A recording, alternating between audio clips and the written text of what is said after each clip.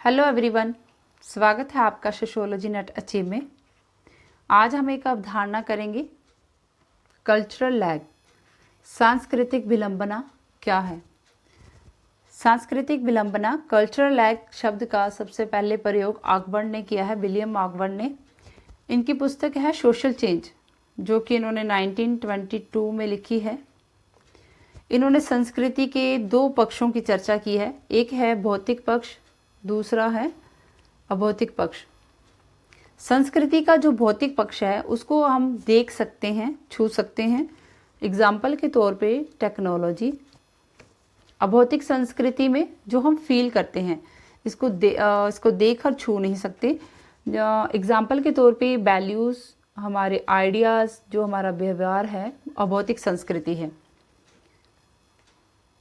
ऑकबर्न ने संस्कृति का ये बताया कि जो संस्कृति के भौतिक पक्ष है वो बहुत ही तीव्र गति से परिवर्तित होता है और इस परिवर्तन की दौड़ में अभौतिक पक्ष पीछे रह जाता है।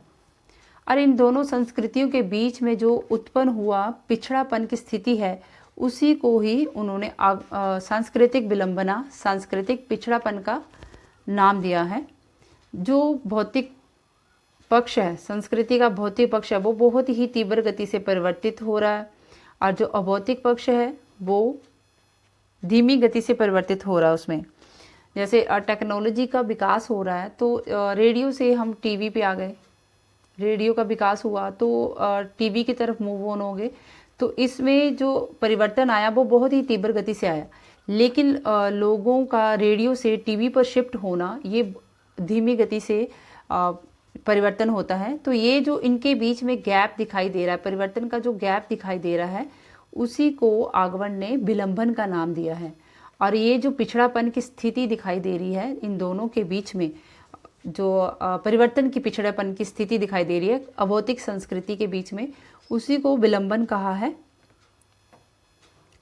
ऑकबर्न इस अवधारणा में इस तथ्य पे बल देते हैं, ये अवधारणा जो है इस तथ्य पे बल देती है कि समाज का जो तकनीकी विकास है उसमें बहुत ही तेज गति से परिवर्तन हो रहा है और उसकी जो नैतिक और कानूनी संस्थाओं में समान गति से परिवर्तन नहीं होता है।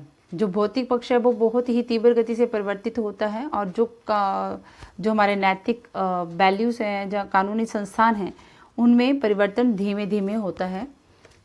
इन दोनों के बीच में जो परिवर्तन का अंतराल है उसी को विलंबन कहा है। और ये जो विलंबन की जब स्थिति आती है तो कई बार कुछ समाजों में इस विलंबन के कारण संघर्ष या समस्याएं उत्पन्न हो जाती हैं।